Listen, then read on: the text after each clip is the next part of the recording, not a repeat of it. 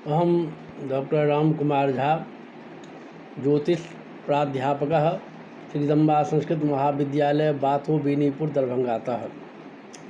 रमल नवरत्नम शास्त्री प्रतिष्ठा द्वितीय खंड विषय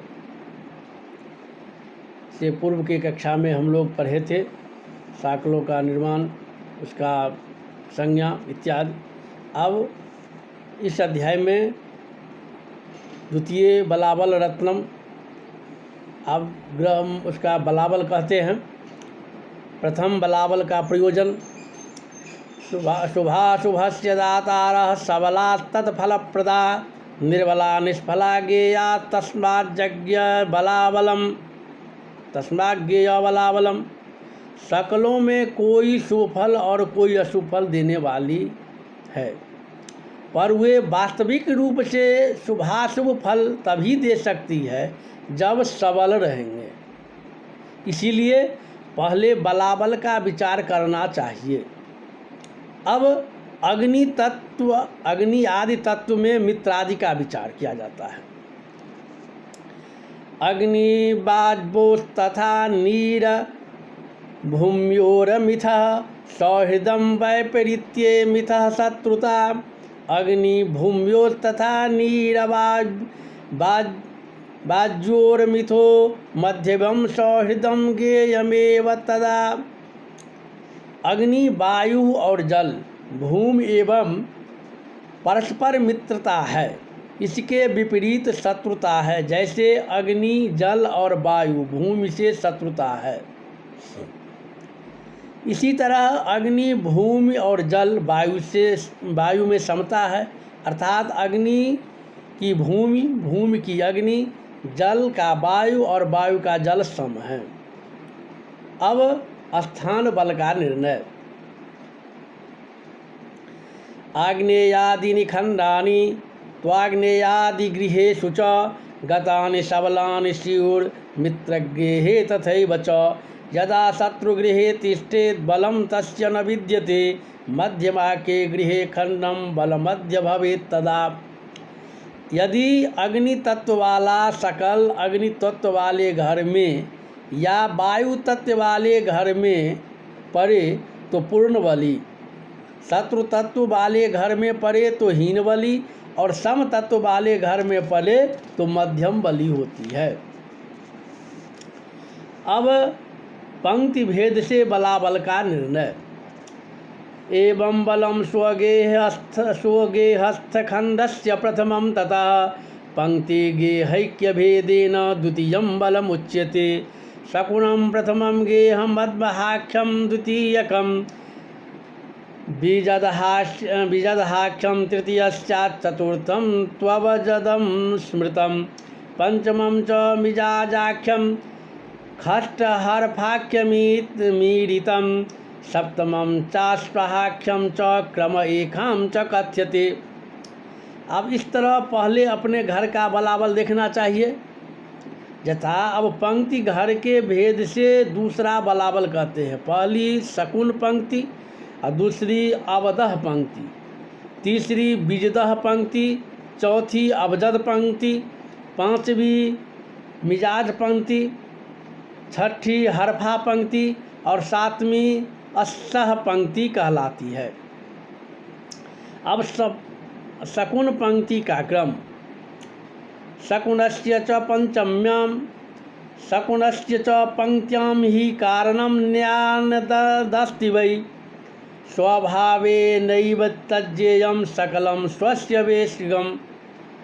शकुन पंक्ति के निर्माण में कोई कारण नहीं है, स्वभाव से ही अपने घर में प्राप्त जानना चाहिए। अवदह पंक्ति का क्रम है। अवदहाख्यं द्वितीयं तु तस्य कारणमुच्यते एकैक सकले चास्ति तत्त्वानां च चतुष्टयम्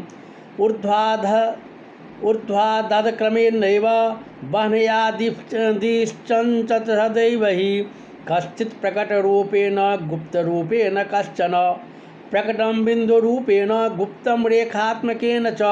तस्मात् प्रकटतत्त्वस्य संख्याकार्या मनीषिभिः।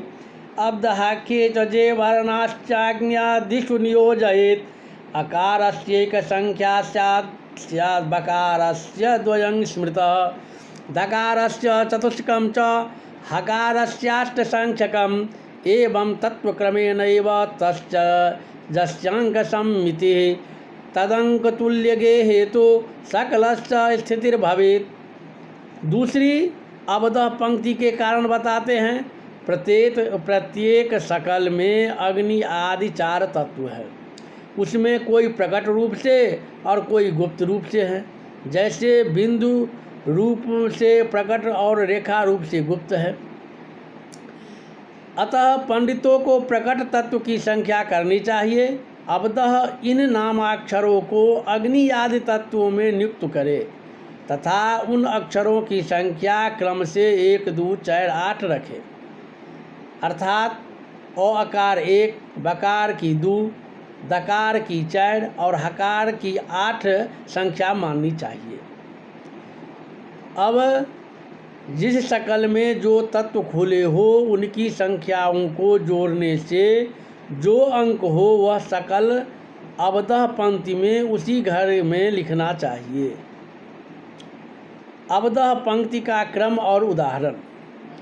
जतालन्यान्न के खंडे केवलम वहनि तत्वकम तस्याक्षरोऽप्यकारोति तस्यांकश्चैक एव हि तस्मादाज्ये चाब्दहस्य लहनश्च स्थितं वदेत् एवं तारीख सकले वेदतत्वं हि दृश्यते प्रकटत्वेन तत्रास्ते वेदकं चाब्दहाख्यकं वेदकानां च संख्याकमेकद्वयब्धिजोन्नतिं तेषां योग 15 तस्मात् 15 गृहे तारीखश्च स्थितिर्ज्ञेया ह्यब्दे तस्य निश्चितम् एवं क्रमेण सर्वेषां खण्डानां च स्थितं कुरु तस्य तत्त्वगुरु गुप्तरूप तस्यांक नैव लभ्यते शेखे गेहे च तत्खण्डं जमातं खोडसेत् यथा। लहलिहान शकल में केवल एक ऊपर का अग्नि तत्व खुला है। उसका अंक अवदह पंक्ति में 1 कहा गया है। इसीलिए लहियान शकल का अवदह पंक्ति में पहला स्थान हुआ। इस तरह तारिखा शकल में 4 तत्व खुले हैं।